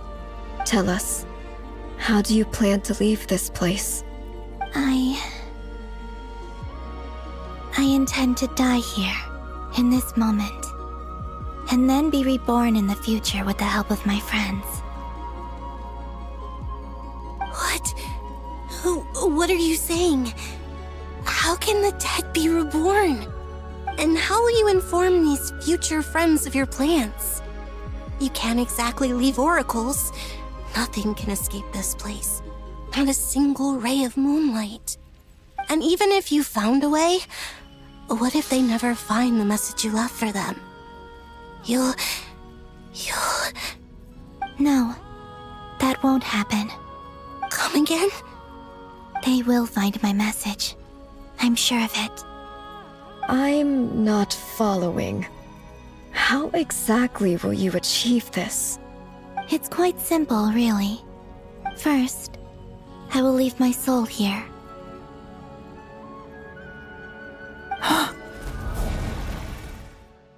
I see it. Your soul?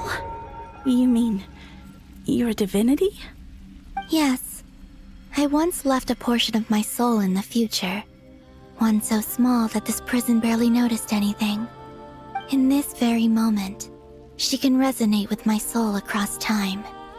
When the time comes, I believe that she can serve as an anchor to pull my soul from here back to the future reality. Just as gravity connects the world to the moon. Exactly. In the future, where I came from, the moon has been cast beyond the false sky, but I can still feel that it is there. In a similar way, I can feel a connection to the soul fragment I left behind even now. My friends can use it to detect my presence. But how do you just leave your soul here? Is that even possible? On my way here, I met an ordinary mortal who entered this place long before I did. Her body is long gone, but her soul remains. And before that, I encountered an old enemy whose entire soul survives here intact, while the power that once corrupted his body has faded away. So, perhaps this space is specifically designed to imprison divinity and authority, but not the physical body. Still, even if your body can escape, would it not just be a lifeless husk without the soul inside? Wait, is that what you meant when you said you wouldn't leave alive? Yes. I shall turn my body into moonlight and pour it over Nodcry. That power shall protect the land and quietly blend into it, awaiting my soul's return in the future. However, I cannot do this on my strength alone. I would need your help to do this, so I'm humbly asking for your assistance. Oh, dear sister, you need not be so formal. As I said before, we are but remnants of a bygone age. You, on the other hand, were born alone in that distant future, and you have walked a long and lonesome road since then. How could I bear to let your story end here in this dungeon? Don't forget, we are your sisters, your family.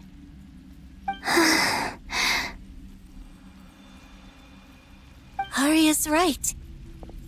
Actually, I've always wanted a little sister. Can you imagine how it's been for me? Getting nagged by two older sisters all the time. Now, I finally get to be the big sis. And not just that, but I get to help you return to your world, too. How could I say no to that? Sonnet. Canon?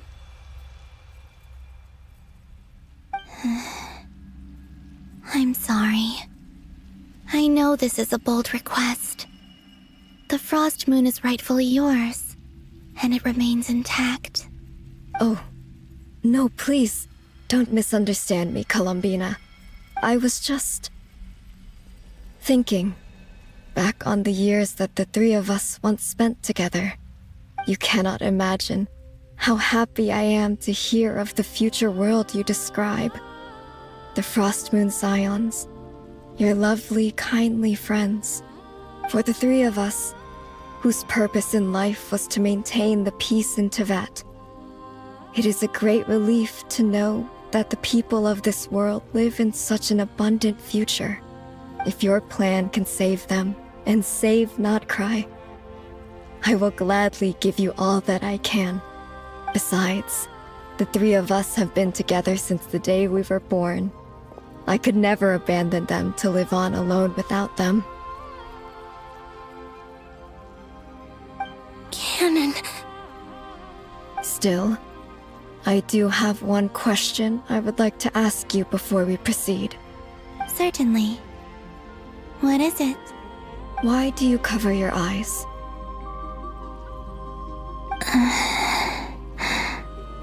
Yeah, I was curious about that too.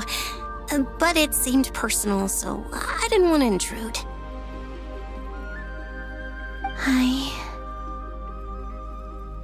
There was a time when I refused to look upon the world. I believed it was full of nothing but lies and falsehoods. I wished to hide my feelings, seal my heart, until I could return to my true home. I see. Perhaps that decision saved you from ever having to see the false sky again. But at the same time, you likely missed out on many true and precious things, like the smiles on your friends' faces. Promise me this, Columbina. When you return to the future, open your eyes, take a look at the world around you, and see your friends. I'm sure that you know this already, given that you long to return, but that is your true home. Give me your hand, Columbina. Arya, Sonnet, you too. Okay. All right.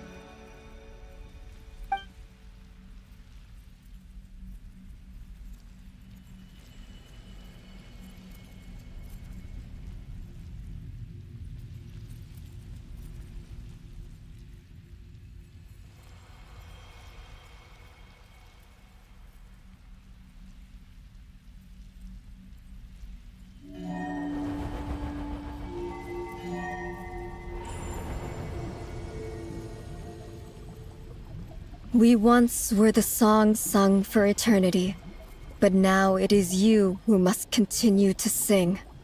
We once were the tides in the great river of time, but now we subside, and you arise.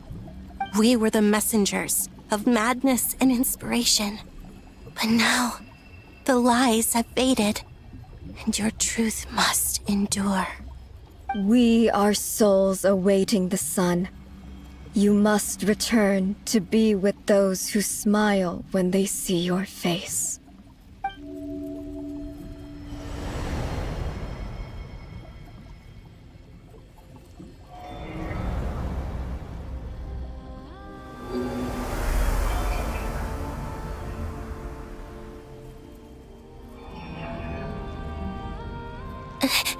Is it done? Yes. We have transferred the authority over all 3 moons to Columbina Hyposelenia. From this moment on, she is the Tri-Lune Goddess. The one and only moon goddess of this world.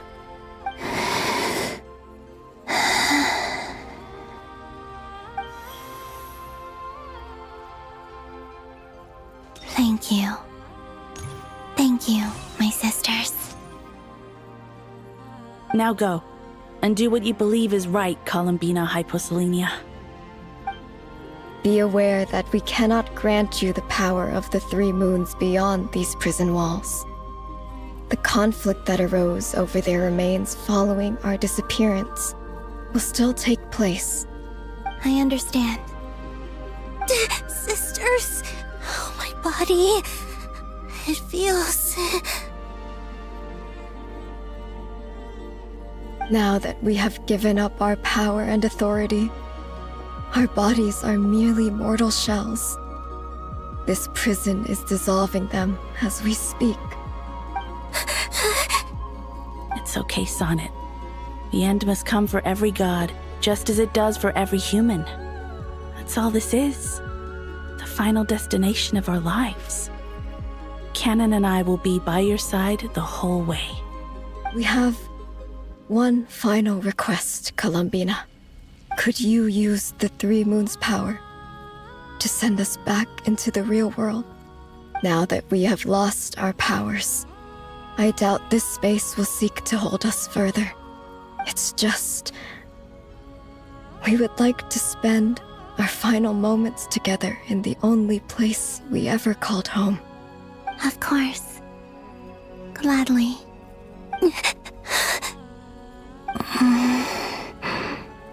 Sonnet? Yes? Don't... I wish I could tell her not to give in to the abyss. Not to be afraid. But is this really what I should say at this moment? Don't forget. I'm so glad to have a big sister like you.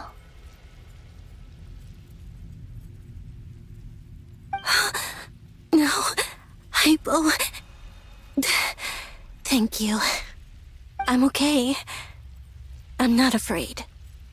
As long as my sisters are with me, I won't be afraid.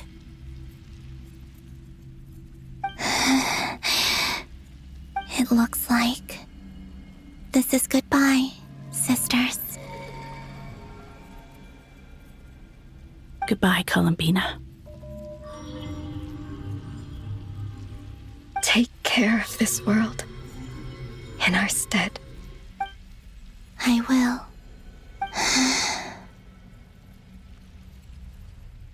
And now, it's time for me to bid farewell to my body, too. May it become the moonlight that keeps Nodcry company through the long years ahead. So this is why Nodcry was not always home to Kuvaki. It only appeared after I poured my body out upon this land, and only this land. Kuvaki responds to me because it is me, my body, answering the call of my soul. And the golden energy I've encountered on my way here was, in fact, that very soul, which I am about to leave here to guide me. O power Trilune, eternal moonlight. I, Columbina Hyposelenia, lay aside my body. Let it be cast into the dark night to illuminate the future. May it be a companion to all who dwell beneath the moon.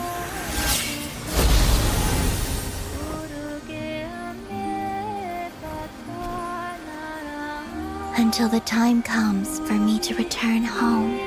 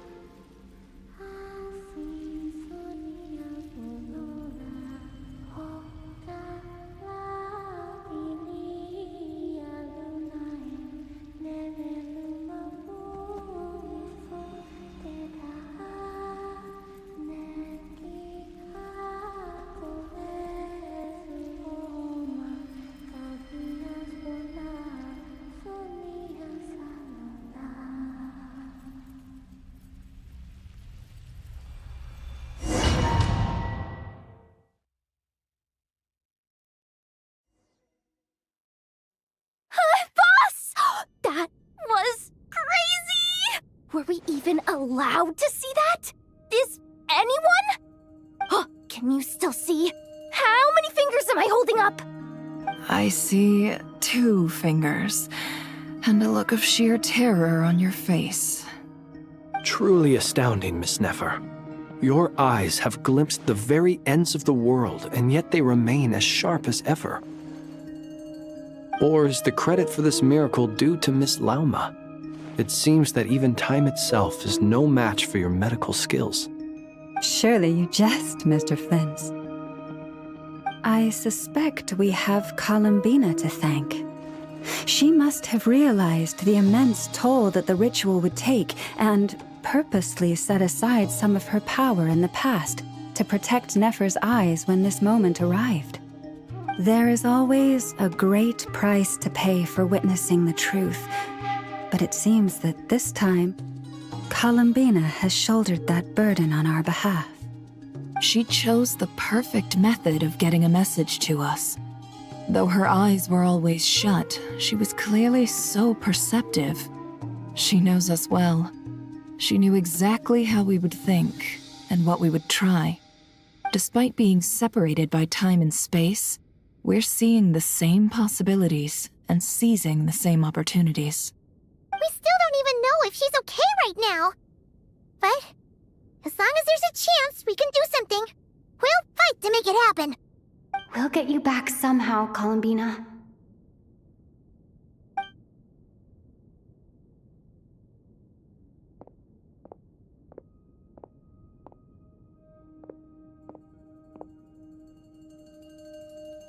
Well, based on the information we now have, let's figure out our next moves. Thanks to these gentlemen, we have a much clearer picture of the situation with Dottore. The civilian population has been moved to safety, so we no longer need to hold back. Miss Androne, how are the calculations going? So far, so good. I'll keep seeing how far I can push the system, though. Can't have Hatman being powered down for nothing. There's still a long road ahead. Where should we begin?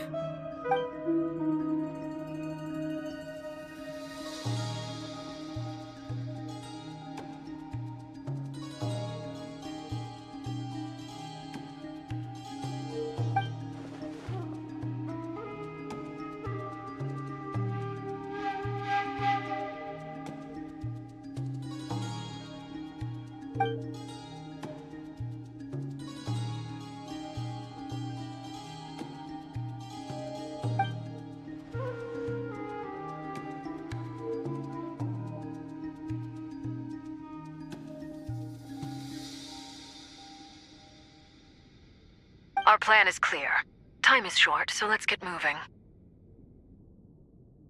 There's just never enough time, is there? Time is the bane of my existence. Ugh. Anyway, I'm gonna get back to work. All right, we'll do our part too. Yeah.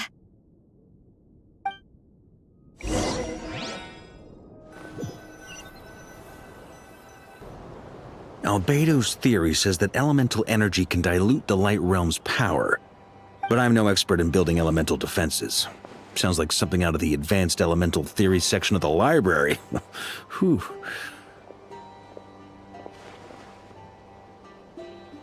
You seem quite troubled. Well, yeah. I mean, who doesn't get a little flustered when they're completely out of their depth? You were the very picture of confidence back when you approached the Hexen Circle. Yeah, I could have been faking it through that whole meeting for all you know. Who's to say I'm not just a ball of nerves in a charming and gregarious package?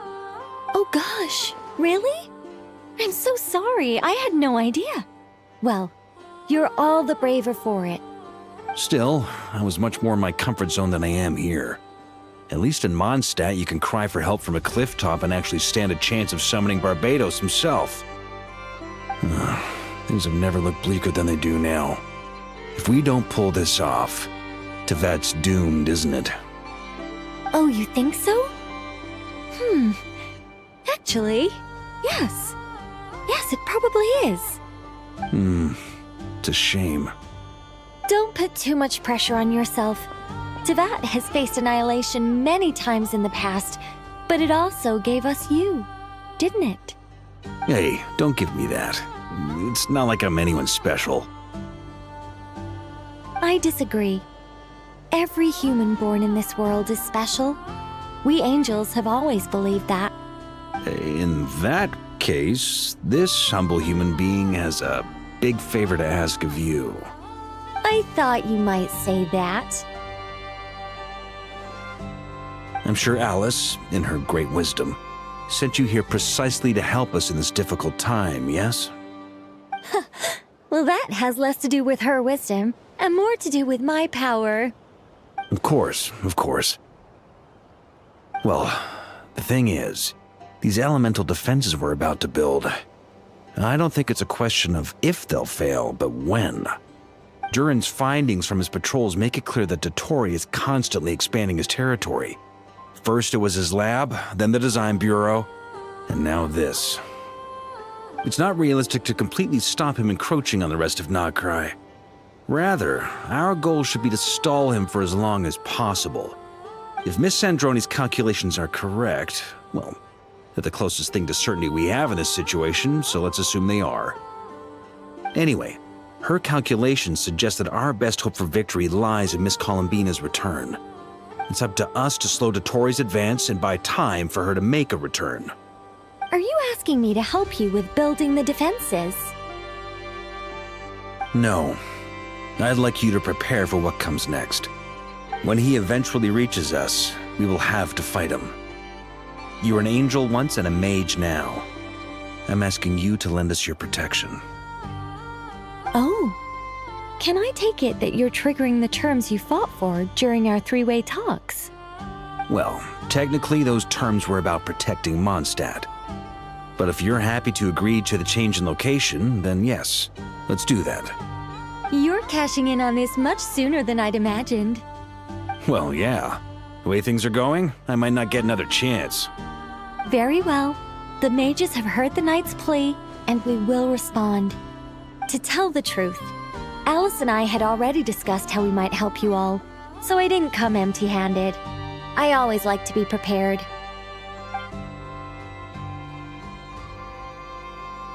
This is... wow. Yeah. This is great. Seriously, thank you. It's been many long years since I had a chance to dazzle humanity with a little divine intervention. To humbly serve as a reliable and responsible guide. Anyway, Knight of Boreas, please accept this gift in recognition of your great virtue. Go now. May the angel's blessing deliver you safely to your destination.